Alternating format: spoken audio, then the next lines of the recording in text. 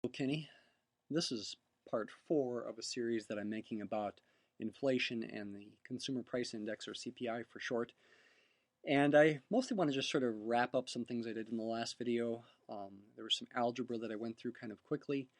I want to also review what I did on Excel to make a graph and also make another graph. So in the last video, we were looking at this data about the CPI here, right here, over the years since 1973 up till the year 2012.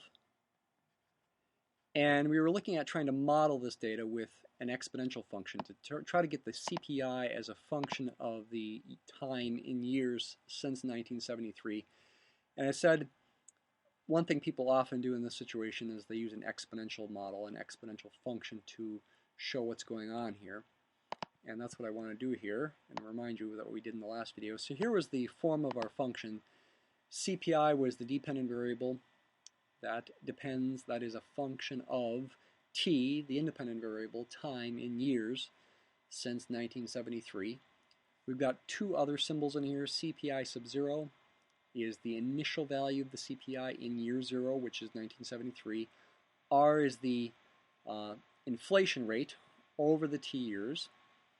And what we really did in the last video was we used really two data points. We used the CPI value in year 0, 1973. The CPI was 44.4. And we used the CPI in year 10, 1983. The CPI was 99.6. And we used those two data points to find R in this way. We plugged in the 99.6, the CPI, in, well, 10 years after 1973. We plugged in t equals 10. And plugged in the initial value, 44.4, into there. And then it was a matter of algebraically solving for R. Let me just quickly show you a few more steps symbolically the way you could write this. We saw that after dividing both sides of this equation by 44.4, what did we get? Let's recalculate it here. 99.6 divided by 44.4. 243, repeating, it looks like. So I can rewrite this equation in another form. And if you wrote this down and tried to do it by hand on your own in the last video, that would have been good. But let me show you some steps here. Ignore that error. Yeah, here we go. 2.243 is what you get on the left side after dividing both sides by 44.4. And if you divide by 44.4 on the right side, it goes away and you're just left with the 1 plus r to the 10th power. There we go. So there's a rewritten form of it. Really, that equality there should be approximately equal to. Maybe I should go ahead and make that change for posterity's sake. Then it would be a matter of getting rid of that 10th power. You want to isolate R. You want to solve for R. So you want to get rid of the 10th power, and that's a matter of raising both sides to the 1/10th power. I think I will redo it in the same line here. If I raise the right side to the 1/10th power, which I'll initially write like this, I have to do the same to the left side. And when you raise the right side to the 1/10th power, there's a rule of exponents that says you've got to multiply those exponents. 10 times 1/10 is 1. That's the reason why we raise to the 1/10th power, is so that we ultimately get a 1 here when we raise that to the 1/10th power, and 1 plus r in parentheses to the first power is just 1 plus r. So now the equation looks like this. We can now subtract 1. Rewrite this equation with a subtracting 1 on both sides, and then you can say R is approximately 2.243, repeating to the 1/10th power. Do that first, then subtract 1. If you do that on your calculator, you should get about 0.0841, and that's what we got before, 0.0841, and then we use that to, with this formula right here. Let me expand this.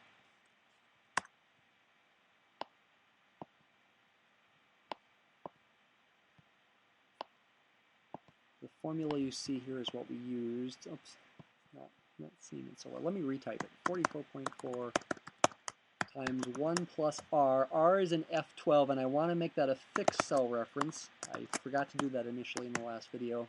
Using dollar signs, I want that to stay the same as I copy and paste, and I'm noticing I'm also typing this in the wrong row, but it'll still work. I want to subtract 1973 from the exponent from the year to get the correct exponent, the number of years past 1973. I can copy and paste this upward here too. Okay. Copy and paste it on down. Now, none of these numbers change, they're the same numbers. And then I graphed it all over here to compare with what happens. And so the blue curve is the actual CPI as a function of time. The red curve is the exponential model. You can see it does a pretty good job. It's a little too low over here, a little too high in here, a little too low over here. I want to end this video by showing you that that's not the only way we could have modeled the CPI.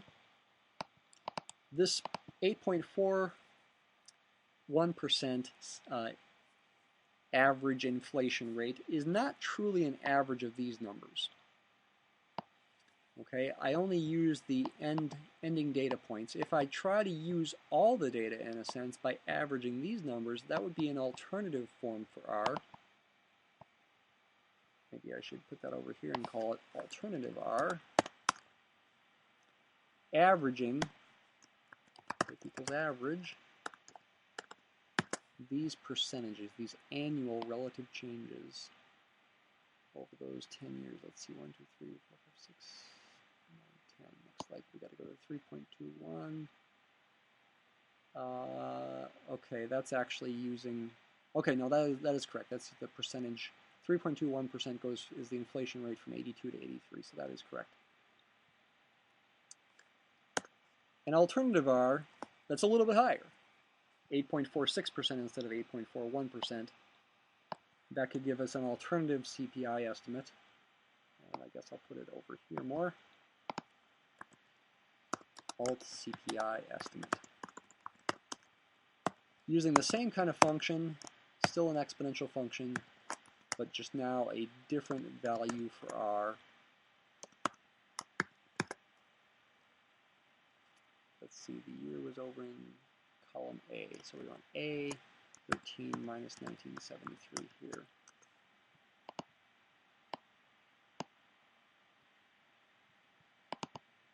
Copy and paste.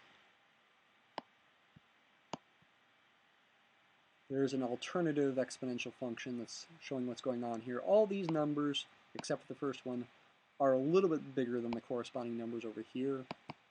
And then if I graph this as well, get rid of this graph. If I graph all these things, well, they may be so close together that you probably wouldn't see much of a difference. Yeah, you wouldn't. These are just all a little bit higher. This would result in a graph that was a little bit higher than the other graph. It's an alternative way of viewing what's going on. In reality, you're using all the data now, which you might think is going to give you a better model, but I would say not necessarily. It's not necessarily better than the other one. It could be, but not necessarily. And I'll end this video with that comment.